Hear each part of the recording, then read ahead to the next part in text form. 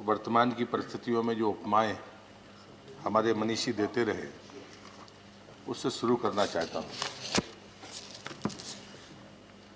हम गांव में रहते थे तो कथाएं सभी सुनते हैं, महाभारत की कथाएं भी चलती थी। तो कथा थी कि महाभारत का युद्ध शुरू हुआ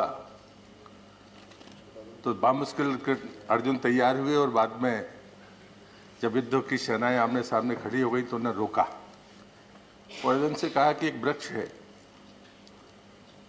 उसमें एक घोंसला है, वहां जाओ, उसको निकालना और इतनी दूर पहुंचाना कि महाभारत के युद्ध में कितने ही घातक प्रहार हों, उसकी आंच उस घोंसले में रखे हुए अंडे पर नहीं पहुंचनी चाहिए।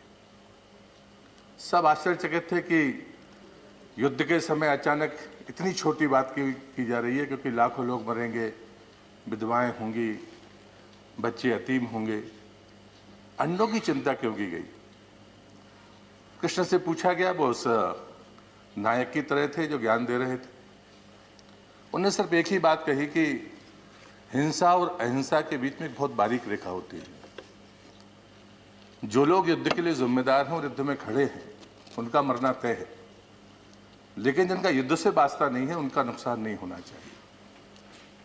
मुझे लगता है कि एक नायक का और जो दिशा देने वाले लोग हैं, उनकी मन स्थिति यही होनी चाहिए।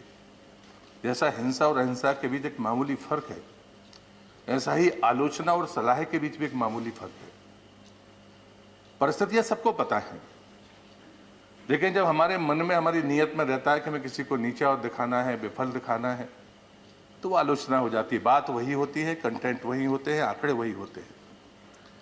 लेकिन यदि हमें देखना है कि मदद करनी है, तो वही आंकड़े होते हैं, वही बातें होती हैं, वही तथ्य होते हैं और वो सलाह बन जाती है। मैं उन तमाम हमारे आदरणीय सांसदों का मैं हृदय से आभार व्यक्त करता हूं जिनने इस चर्चा में भाग लिया। जिस चर्चा की शुरुआत रेड्डी जी ने की, आदरणीय शुक्ला जी, चंद्रशेखर जी, सुब्रमण्यम जी, जिनकी बातों को मैं मानता हूं कि हमारे अधिकारियों ने भी नोट किया है, मैंने भी नोट किया है, सुजीत कुमार जी, केसी राममूर्ति जी, हमारे PKS श्री भवन, शायद मैं कुछ गलत,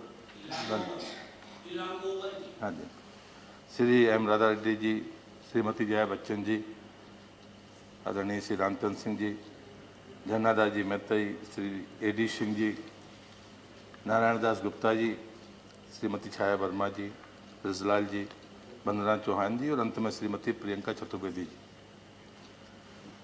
मैं बिना ये सोचे कि किसने आलोचना की है और किसने सलाह दी है, मैं सबका आभार व्यक्त करता हूं।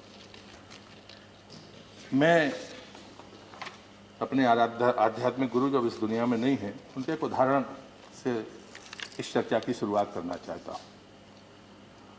परम पूज्य बाबा श्री जी ने एक बार मुझसे कहा कि प्रश्न किया कि अचानक तूफान आ गया, सब कुछ बर्बाद हो गया, तुम अकेले हो, कोई दिखाने वाला नहीं है। फिर एक चौराहा आ गया, उस चौराहे से कहाँ जाना है, कोई तुमको सलाह देने वाला व्यक्ति नहीं है, और जो दिशा सूचक है वो भी टूट कर कहीं दूर पड़ा है। आगे का रास्ता कैसे तय करोगे? सभापति जी, जब कोरोना का काल आया तो ये जो पर्यटन का दिशा सूचक था वो टूट कर कहीं दूर पड़ा था और सारे लोग देख रहे थे कि मैं किस दिशा में जाना है। मैं अपने प्रधानमंत्री का इस बात के लिए धन्यवाद करूंगा, इस बात के लिए उनका अभिनंदन करूंगा कि जहां पर दिशा सूझ नहीं रही थी, वहां पर उन्होंने उस दिशा सूचक को लाके खड़ा किया। मेरे आराध्य परम पूज्य श्रीवासी ने मुझसे कहा था कि जहां पर व्यक्ति ना हो, दिशाएं आपका साथ न दें, वहां पर कोई चीज उसके बाद भी बची रहती है जो आपको रास्ता दे सकती है, और वो है कि जिस रास्ते से आप आए हैं वो रास्ता आपको पता है कि वो किस दिशा से आया है। आप जाइए, साहस जुटाइए, उस दिशा सूचक को उठाइए और उसका वो फलक जहां से आप आए हैं अपनी तरफ करिए, तो बाकी दिशाएं अपने आप, रास्ते आपको दिखने लगेंगे। मुझे लगता है देश के प्रधानमंत्री ने कोरोना के बीच में यही महान कार्य किया है। मैं बधाई देना चाहता हूँ। तारीफ सिर्फ शब्दों में इसलिए नहीं होती कि हमें कुछ तारीफ करना है इसलिए तारीफ कर दी, हमको परिस्थितियों को समझना पड़ेगा। हमको ये भी देखना होगा कि वास्तव में हमारी दिशा ठीक है या नहीं। बहस तो इस पर होनी चाहिए। पूरी दुनिया प्रताड़ित है, लेकिन जो लोग अपना दावा कर रहे थे कि हमारी स्वास्थ्य सुविधाएं दुनिया में 1 नंबर पर है, जो कह रहे थे हम दूसरे नंबर पर हैं, जिनका आर्थिक तंत्र इतना मजबूत था, जिसकी दम पर दुनिया को वो अपनी उंगलियों पर नचाया करते थे, उन देशों की हालत क्या है? आज हम जरूरतमंद देश हैं। मैं स्वास्थ्य की चर्चा में शामिल नहीं हो रहा हूं उपसभापति जी, लेकिन मुझे कहना पड़ेगा कि हम 78वें स्थान पर हैं स्वास्थ्य की सुविधाओं में। लेकिन हमें हिम्मत कैसे जुटा पाए कि हम 150 से ज़्यादा देशों को दवाइयाँ दे सके। अभी 67 देशों को हम वैक्सीन पहुंचा रहे हैं। हम दुनिया के सबसे बड़े वैक्सीनेशन कार्यक्रम की धरती हैं, लेकिन उसके बाद भी हम दोनों को दे पा रहे हैं। क्यों? क्या ये पैसे का खेल है? क्या ये व्यापार है?